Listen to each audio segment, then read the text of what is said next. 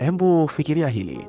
Kwa mfano, leo ni tarehe 31 Disemba 2026 na unatafakari ni mwaka ambao ulivunja rekodi ya malengo yako. Fedha zako zinasitawi, uko katika umbo bora kabisa la maisha yako, na umezungukwa na watu wanaokusukuma kuwa bora zaidi, na umezungukwa pia na mambo mazuri mazuri. Inasikika ajabu sana, sivyo?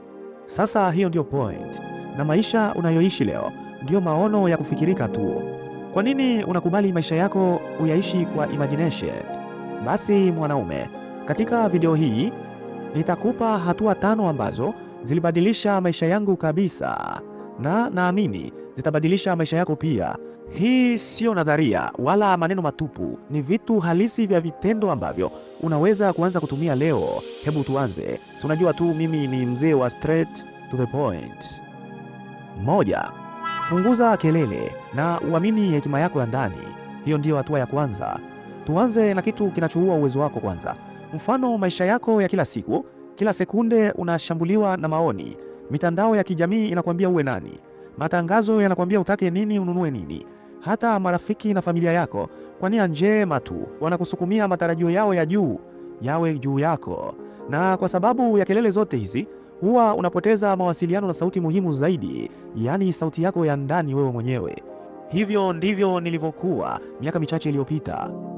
Nilikuwa nikitumia masaa ya kuscroll Instagram au kuangalia YouTube, nikijilinganisha na watu waliokuwa wanaonekana kama wamejua kila kitu. Kumbe badala ya kuishi nikihamasika, niliishi kukwamakwama. Yani ilikaa kama vile haijalishi nifanye nini, sitawahi kufikia kiwango cha juu kama cha kwao.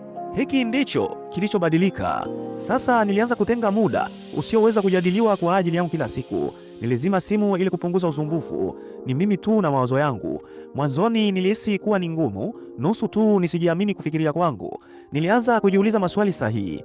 Ninataka nini kweli maishani mwangu? Ni nini nafanya kwa sababu nakipenda, na nini nakifanya kwa sababu ya kuvutia watu tu?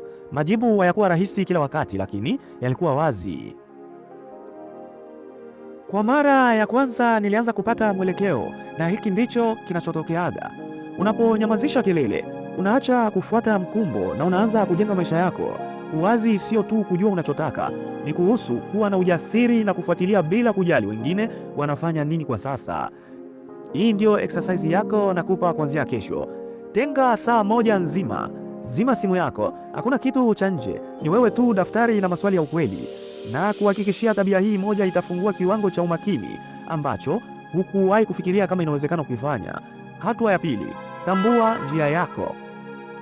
Mara tu kelele zinapoondoka, ni wakati wa kujua unaelekea wapi. Hapa ndipo watu wengi wanaharibu mambo. Watu wengi hujaribu kufanya kila kitu kwa wakati mmoja. Nalijua hili kwa sababu nilikuwa mtu huyo.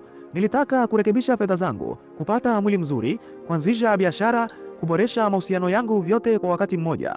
Na unajua nini kilitokea? Sikupiga hatua yoyote kwa sababu nilikuwa nimetawanyika sana.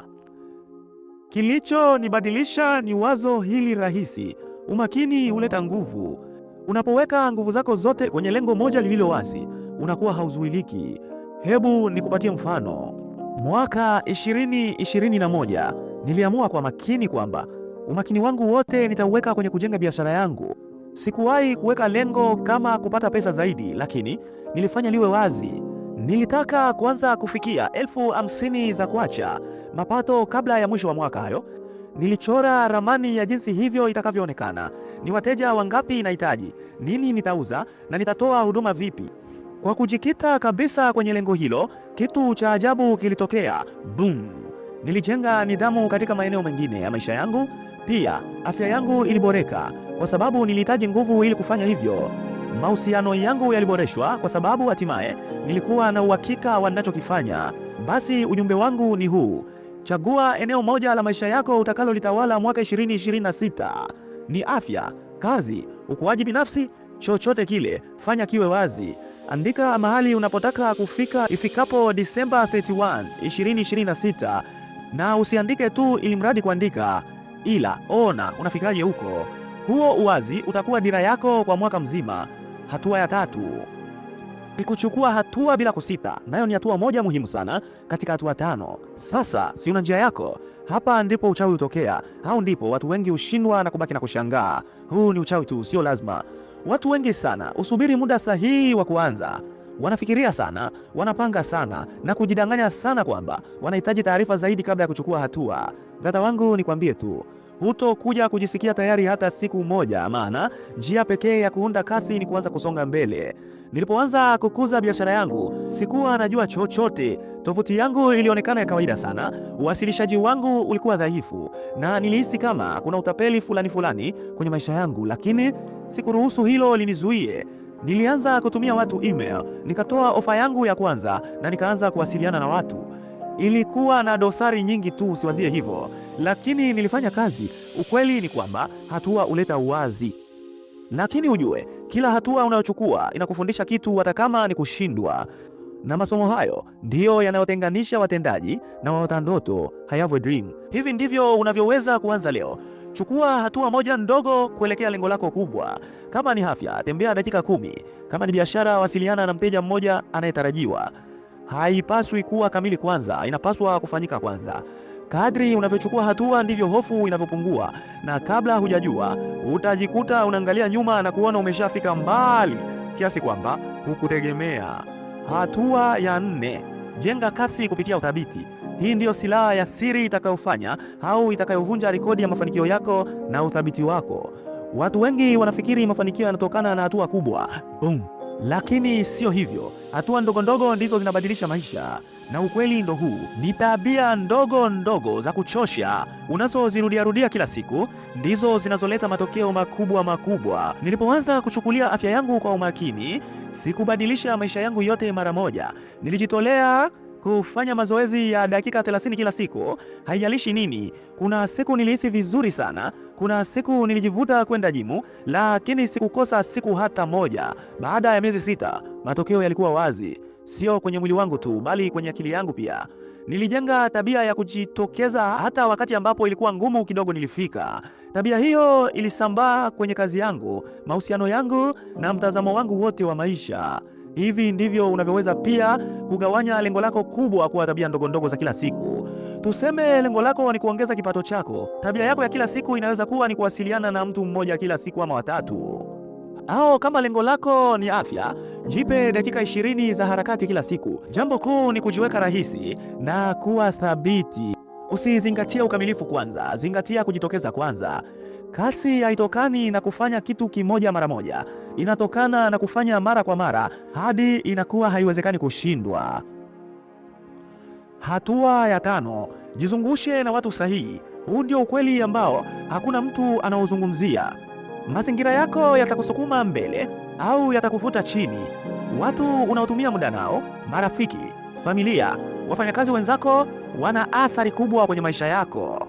Kwa mfano, umewahi kuwa karibu na mtu anayelalamika kila siku, wakati mwingi anatoa visingizio au anasema maisha siyo ya haki kabisa? Nguvu hiyo itakuathiri brother. Nguvu hiyo itakufanya uanze kutilia mashaka malengo yako. Nguvu hiyo itakufanya kuathirika kidogo. Kinyume chake, unapokuwa karibu na watu wenye malengo, wanaofanya kazi kwa bidii, na wewe mtazamo chanya utakuingia na kuanza kufikiria kwa ukubwa. Utaanza kujiamini zaidi. Hili ndo lilinipiga sana miaka michache iliyopita.